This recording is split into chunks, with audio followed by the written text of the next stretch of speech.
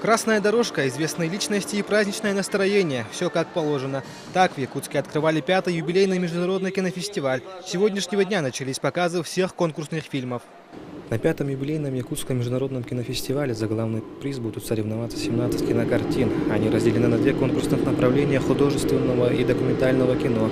Также всем гостям и жителям столицы будут представлены 60 кинокартин на внеконкурсной основе. Якутский международный кинофестиваль проводится в целях развития культурного обмена и сотрудничества. В этом году для участия в фестивале организаторы получили более 100 заявок со всего мира. С каждым годом увеличивается не только конкурсная программа, но и конкуренция. Для местного зрителя это лучший подарок на предстоящий день города. Мы хотели бы получить, конечно, интерес зрителя. И, вы знаете, вот по опыту прошлых кинофестивалей нужно сказать о том, что зрительский интерес, он увеличивается, он каждый раз увеличивается. Если первые кинопоказы у нас проходили фактически 10 человек в зале сидело, сейчас у нас показы при полных залах, это действительно говорит о том, что якутский зритель, он отличается особой интеллектуальностью и особым таким высоким уровнем вкуса. Хорошего кино много не бывает. Организаторы представят зрителям 60 картин различных жанров.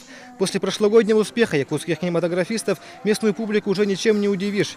В этом году в основном конкурсе Якутии представят 2 картины «Костер на ветру» и «Коряль». Мы вектор поставили один, и мы ему следуем. Я работаю на фестивале 2-й год.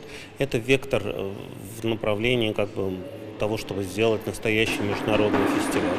Для того, чтобы показывать и поддерживать якутское кино, но показывать его в международной перспективе. В рамках кинофестиваля пройдет заседание Совета по развитию киноиндустрии при правительстве республики. Главной темой встречи станет вопрос о поддержке регионального кино. Также ожидается внесение предложения об установлении единого тарифа для всех региональных прокатчиков. Владимир Судолов, Максим Бурцев, Вести, Якутск.